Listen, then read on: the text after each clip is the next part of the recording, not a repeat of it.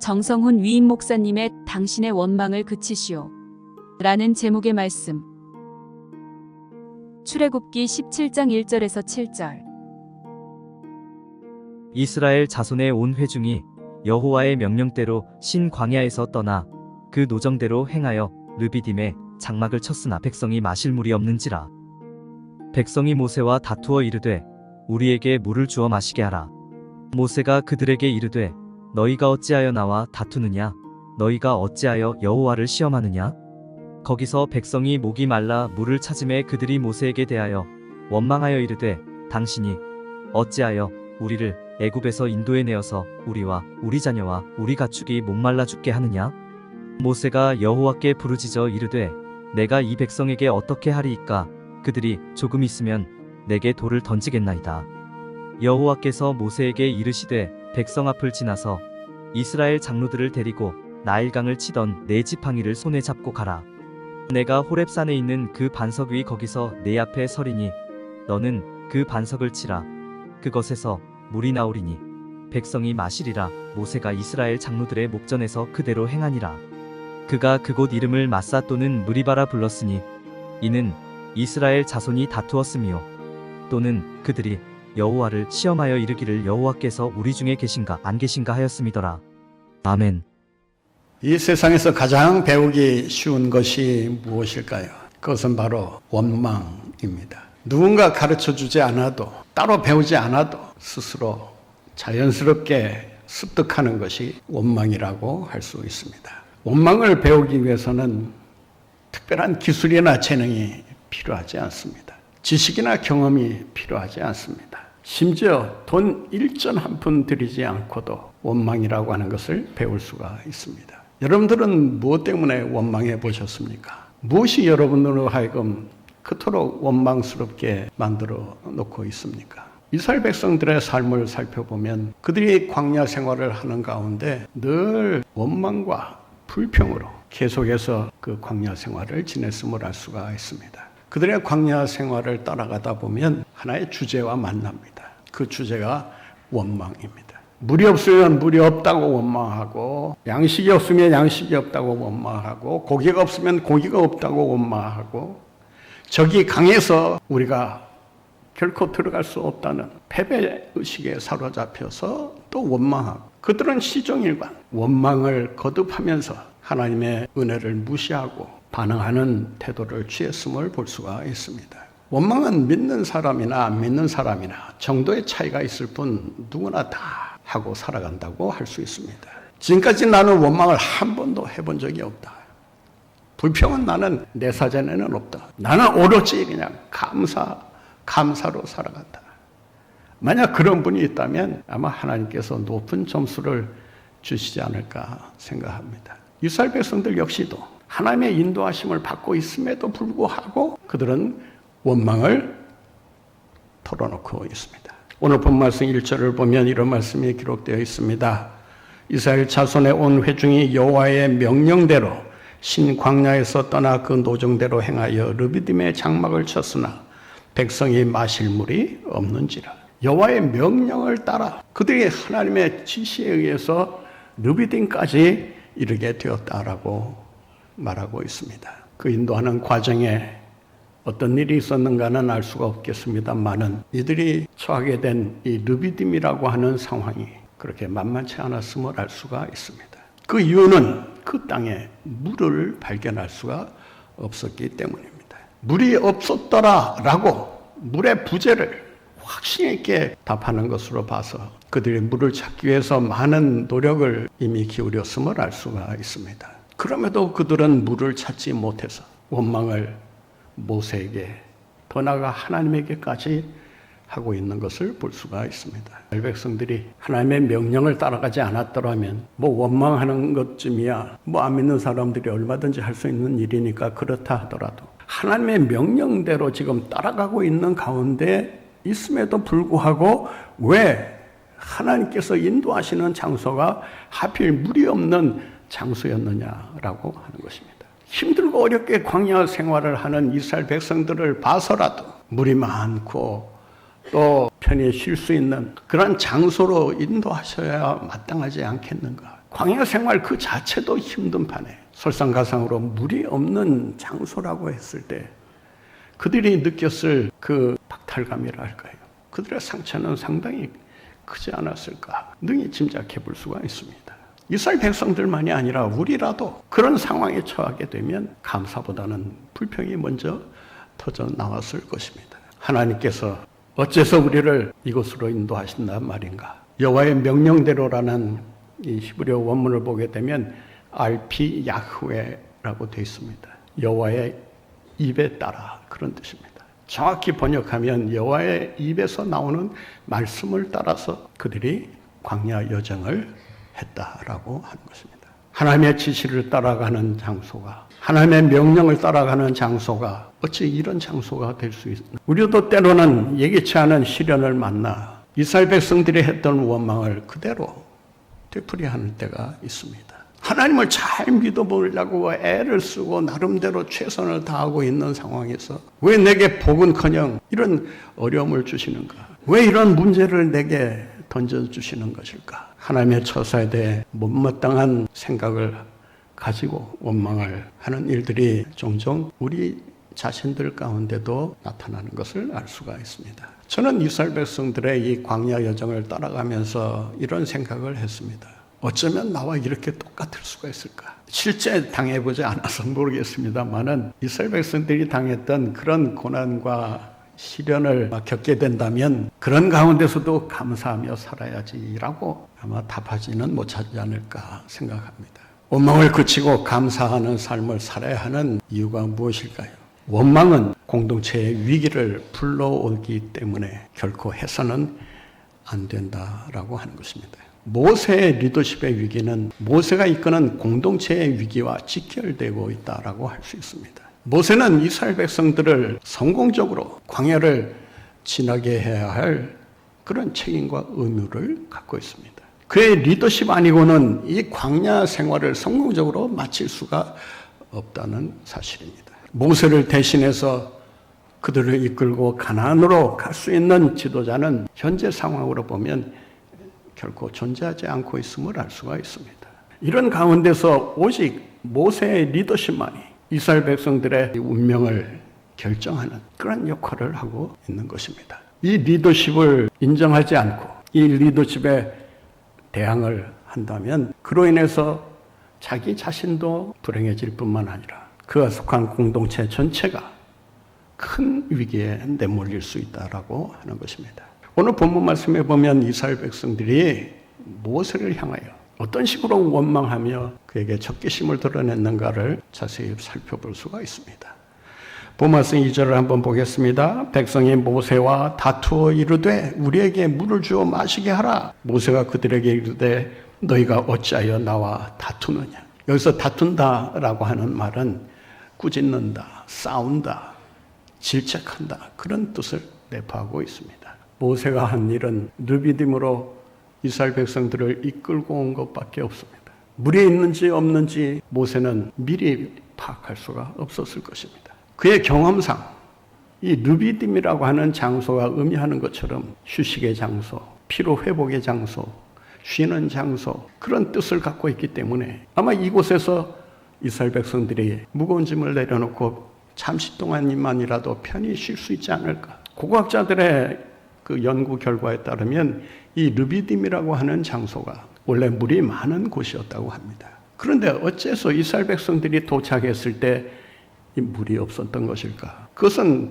그 당시 모세가 그곳에 도착했을 때 가뭄이 심하게 들어 물이 바싹 마를 때였다고 할 수 있습니다. 그랬기에 그들은 아마 모세가 르비딤으로 가자라고 했을 때 그 이유를 물어봤을 것이고 그 이유에 대해서 모세가 그곳에 가면 우리가 갈증을 해소하고 좀 편히 쉴 수 있다. 이런 희망을 아마 던져줬을 겁니다. 그런 기대와는 달리 막상 현장에 도착해 보니 상황이 심각할 정도로 가혹한 그런 상황에 처해 있었던 것입니다. 물이 없었다라고 하는 것은 그들에게 있어서 생존과 직결되는 문제가 아닐 수가 없었던 것입니다. 그래서 그들은 계속해서 우리를 이곳으로 인도하여 우리와 우리 자녀와 우리 가축들이 목말라 죽게 만드느냐, 그렇게 모세에게 항의를 했던 것입니다. 3절 말씀에 보면 이런 말씀이 있습니다. 거기서 백성이 목이 말라 물을 찾음에 그들이 모세에게 대하여 원망하여 이르되 당신이 어찌하여 우리를 애굽에서 인도하여 내서 우리와 우리 자녀와 우리 가축이 목말라 죽게 하느냐. 여러분 한번 생각해 보세요. 애굽에서 그 노예 생활하면서 앞날을 기약할 수 없는 그 암담한 상황 속에서 그들을 구출해냈다고 하면 여러분 그거 하나만으로도 감사가 넘쳐야 되는 거 아니겠습니까? 목이 마른 것쯤이야 좀 참을 수도 있는 거 아니겠습니까? 하나님께서 인도해내신 그 은혜만 생각해도 감사해야 될 이스라엘 백성들이 물이 없다고 원망을 하고 있는 것입니다. 그뿐만이 아닙니다. 4절 말씀에 보면 모세가 기도 가운데 자기가 처한 절박한 상황을 하나님 앞에 아뢰면서 이렇게 호소합니다. 4절 말씀입니다. 모세가 여호와께 부르짖어 이르되 내가 이 백성에게 어떻게 하리까? 그들이 조금 있으면 내게 어떻게 한다고요? 돌을 던지겠나이다. 조금 있으면이라는 이 히브리어 원문을 살펴보면 반복해서 그렇게 할 뻔했다라는 그런 뜻이 담겨 있습니다. 따라서 그 원문에 충실하게 번역을 한다면 이런 뜻이 됩니다. 조금 있으면이라는 그 시간상의 그런 조금이 아니라 지금 그들이 돌을 들어서 내게 돌팔매를 하려고 지금 행동을 취하고 있다라고 하는 그런 뜻입니다. 돌을 던진다는 것은 쉽게 말씀드려서 모세를 범죄자로 지목해서 너는 우리 손에 죽어야 마땅하다. 왜냐하면 당신은 우리를 무리 없는 것으로 인도해서 우리로 하여금 죽게 만들기 때문이다라고 하는 이유를 대면서 모세를 지금 공격하고 있는 것입니다. 이 사태가 불거지면 모세의 죽음도 눈앞에 불보듯 뻔한 그런 상황이 되고 만 것입니다. 지도자의 위기는 공동체의 위기를 초래합니다. 만약 그들이 모세에게 돌을 던져 모세를 죽여버렸다면 과연 그 공동체는 계속해서 광야 생활을 해나갈 수 있었을까? 또 광야 생활을 마치고 가나안으로 들어갈 수 있었을까? 하나님이 세우신 지도자 모세를 존중하고 또 그의 리더십을 따르는 일은 그 공동체가 목적하는 바를 성공적으로 이루기 위해서 반드시 필요한 일임을 우리는 잊지 말아야 하는 것입니다. 왜 원망을 그치고 감사하는 삶을 살아가야 하는 것일까요? 오늘 본문 말씀에 보면 이스라엘 백성들은 원망하면서 그동안 하나님께서 베풀어 주신 그 기적적인 하나님의 역사에 대해서 한마디도 감사하다는 말을 하지 않습니다. 원망은 감사를 빼앗아가 버리기 때문에 원망을 중지해야 합니다. 원망 하나가 99개의 감사를 빼앗아간다라는 말이 있습니다. 아무리 감사의 조건이 수북히 쌓여있다 하더라도 거기에 원망이 끼어들면 그 감사의 조건은 다 무용지물이 되고 맙니다. 수고하신 분들에 대해서는 좀 미안한 말씀입니다만 이렇게 풍성한 과실이 수북히 쌓여있지만 오늘 이 진열된 과실에 원망이 조금이라도 담겨 있다면 우리가 드리는 감사의 제사가 무슨 의미가 있겠습니까? 우리가 감사를 빼앗기지 않기 위해서라도 원망을 중단해야 합니다. 원망하면 감사는 그 순간 사라져버리고 만다는 것을 우리가 명심하고 감사에 늘 최선을 다하는 여러분들의 삶이 되시기를 바랍니다. 왜 원망을 그치고 감사하는 삶을 살아야 하는 것일까요? 오늘 말씀해 보면 원망이 불신앙으로 이어질 수 있기 때문이다 라고 하는 것입니다. 오늘 본문 말씀에 보면 하나님을 시험했다라는 말이 2번 반복해서 나옵니다. 본문 2절을 한번 보겠습니다. 백성이 모세와 다투어 이르되 우리에게 물을 주어 마시게 하라. 모세가 그들에게 이르되 너희가 어찌하여 나와 다투느냐? 너희가 어찌하여 여호와를 시험하느냐? 처음에는 어찌하여 나와 다투느냐라고 해놓고 두 번째 질문은 어찌하여 하나님을 시험하느냐라고 되묻고 있습니다. 모세와 다투는 것과 하나님을 시험하는 것과 무슨 상관이 있습니까? 상관이 있습니다. 앞서 말씀드린 대로 모세의 리더십을 부인하는 것은 모세의 리더십을 세우신 하나님을 부인하는 행위와 다를 바 없기 때문입니다. 모세에게 원망하는 것은, 모세와 다투는 것은, 모세와 싸우는 행위는 곧 뭐를 말하느냐? 모세를 세우신 하나님과 싸우고 하나님을 시험하고 하나님께 원망하는 것과 다를 바가 없다라고 하는 것입니다. 7절 말씀에 보면 이런 말씀이 있습니다. 그가 그곳 이름을 마사 또는 무리바라 불렀으니 이는 이스라엘 자손이 다투었으며 또는 그들이 여호와를 시험하여 이르기를 여호와께서 우리 중에 계신가 안 계신가 하였습니다. 마사는 시험이란 뜻이고 무리바는 다툼이라는 뜻입니다. 제가 이 말씀을 읽으면서 참 유감스럽다 생각되는 것이 하나 있어요. 뭐가 유감스럽다고 말씀하는가 아마 좀 이상하게 생각하실지 모르지만 이 목마름을 극적으로 해결했음에도 불구하고 물을 주신 하나님에게 감사하는 그 감사가 빠져 있다는 거예요. 단지 6절에 보면 이렇게 기록하고 있습니다. 내가 호렙산에 있는 그 반석 위 거기서 내 앞에 서리니 너는 그 반석을 치라. 그것에서 물이 나오리니 백성이 마시리라. 모세가 이스라엘 장로들의 목전에서 그대로 행하니라. 그래서 물을 마시게 되었다면 마땅히 물을 주신 하나님께 감사해야 마땅한 거 아니겠습니까? 감사를 넘어서 찬양을 해야 마땅하지 않겠습니까? 그런데 시험과 다툼이라는 말로 이 사건의 결말을 짓고 있습니다. 그만큼 이스라엘 백성들이 하나님이 하시는 일에 대해 감사하지 못하고 끝까지 원망하면서 이 사건을 지켜보았다라고 하는 것입니다. 이들은 하나님을 시험하는 자리에까지 서게 됩니다. 이스라엘 백성들만이 그랬다 이렇게 생각하시면 이 말씀을 잘못 이해하고 계시는 것입니다. 이 말씀은 우리 자신을 보라는 그런 뜻으로 우리에게 주신 말씀임을 알아야 합니다. 원망이 불신앙으로 이어질 수 있다는 이 한 가지 사실만 놓고 보더라도 결코 원망해서는 안 된다는 것을 우리에게 가르쳐주고 있는 것입니다. 우리도 살아가다 보면 때로는 시련도 만나고 역경도 겪게 됩니다. 그럴 때마다 우리가 공통적으로 하는 말이 뭡니까? 이게 아닌데 하나님은 어디 계시나? 하나님은 도대체 나를 왜 이런 식으로 다루시는가? 하나님의 처소에 대해서 원망하고 불평하는 그런 태도를 우리도 종종 자주 하고 있지 않습니까?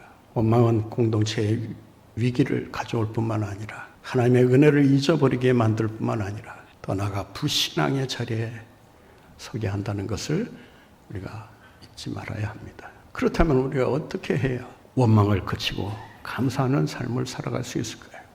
이스라엘 백성들처럼 원망을 습관화해서는 안 됩니다. 믿음의 사람들은 감사의 훈련을 통해 감사를 습관화해야 합니다.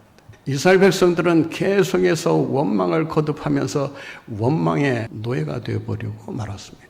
원망을 하다 보면 좋은 일이 있어도 그 좋은 일로 인해서 감사하기보다는 오히려 원망을 터뜨리는 경우가 많습니다. 원망은 원망을 낳게 됩니다. 반면에 감사는 감사를 낳게 됩니다. 원망은 앞서도 말씀드렸지만 배우지 않아도 저절로 다 원망을 합니다. 상황이 힘들고 어렵고 고통스러우면 누가 시키지 않아도 그저 원망을 털어놓게 됩니다.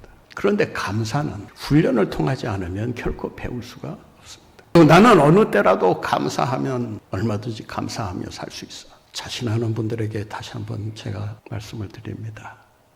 착각하지 마세요. 원망이 습관화되면 감사할 기회가 주어져도 감사는커녕 원망을 하게 됩니다. 감사를 훈련하시기 바랍니다. 어떤 상황에 처해든 감사할 때 하나님께서 놀라운 은혜와 복을 우리에게 내려주실 줄로 믿습니다. 어떻게 해야 우리가 원망을 그치고 감사하며 살아갈 수 있을까요? 하나님은 언제나 가장 좋은 것으로 우리에게 주시기를 예비해 놓고 계신다라고 하는 믿음을 가져야 합니다. 이스라엘 백성들은 르비딤에 도착했을 때 물이 없다는 사실을 두 눈으로 확인하고 물이 없다고 원망을 하게 됩니다. 그런데 이러한 원망을 다루시는 하나님의 태도를 보면 참 우리 하나님은 사랑이 많으신 하나님이시구나. 정말 자비가 넘치는 분이시구나라는 것을 여기서 알게 됩니다. 그 원망을 당하면서도 모세도 그렇지 않았습니까? 아마 그런 대접을 여러분이 받으셨다면 아마 원망하는 이스라엘 백성들에게 아마 대노해서 아니 이런 배은망덕한 분들이 있나 뭐 이런 식으로 아마 심하게 꾸짖었지 않았을까 생각합니다. 그런데 하나님은 원망하는 이스라엘 백성들에게 이렇다 저렇다 한마디 말씀 안 하시고 모세를 통해서 반석에서 물을 내게 해주십니다. 오늘 본문만 보면요 아주 기가 막힌 그런 장면이 묘사되어 있습니다. 본말씀 6절을 한번 다시 보겠습니다. 내가 호렙산에 있는 그 반석이 거기서 내 앞에 서리니 너는 그 반석을 치라. 그것에서 물이 나오리니 백성이 마시리라. 그 반석에서 생수가 터져 나올 것이라고 주님께서 모세를 통해서 반석을 치라고 말씀합니다. 물이 없었던 것일까요? 이스라엘 백성들이 원망했던 것처럼 물이 없었어요? 물이 있었어요. 그 물이 어디에 있었어요? 반석 안에 감추어져 있었어요. 그래서 이스라엘 백성들이 그 감추어진 그 생수를 보면서도 그들은 물이 없다고 그렇게 단정 짓고 말하지 않았습니까? 하나님은 절망 가운데서도 희망이라고 하는 이 놀라운 선물을 감추어 주셨다가 하나님의 백성들이 절망에 처했을 때, 실망하고 있을 때, 낙심하고 있을 때 그 희망을 보여주심으로써 그들의 길을 선히 인도하시는 것을 보게 됩니다. 여러분 가장 좋은 것이 어디에 있었어요? 반석 안에 감춰져 있었어요. 반석 안에 감춰진 물을 볼 수 있는 눈은 하나님이 있었다라고 하는 것입니다. 사람의 눈으로 보면 몰라요. 사람의 눈으로 보면 닥친 상황이 너무 힘들고 어렵기 때문에 희망보다는 절망에 빠져 살아가기가 쉽습니다. 그러나 하나님은 우리를 위해 놀라운 계획을 세우고 계실 뿐만 아니라 가장 좋은 것을 예비해 놓고 기다리고 계신다라고 하는 것입니다. 사랑하는 성도 여러분, 어떤 상황에 처하더라도 이 한 가지만은 잊지 마시기 바랍니다. 그 상황이 좋은 상황이든 나쁜 상황이든 하나님께서 가장 좋은 것을 예비해 놓고 계신다. 여호와 이레가 되신 하나님께서 가장 좋은 것을 준비하셨다가 여러분의 가장 필요로 하는 때에 풍성한 것으로 넘치도록 채워주실 줄로 믿습니다. 우리 주님은 모든 문제의 해결자가 되신다 라고 하는 것을 본문은 우리에게 증거하고 있는 것입니다. 사랑하는 성도 여러분, 여러분의 인생 광야 여정을 지날 때 물이 없는 곳을 만날 때라도 여러분 낙심하지 말고 생수의 근원 되시고 그 생수의 근원을 담고 계시는 예수 그리스도를 믿고 의지하는 가운데 그분이 주실 그 놀라운 은혜를 다시 한번 바라보며 믿음으로 승리하며 살아가시는 여러분들 모두가 되시기를 간절히 바랍니다.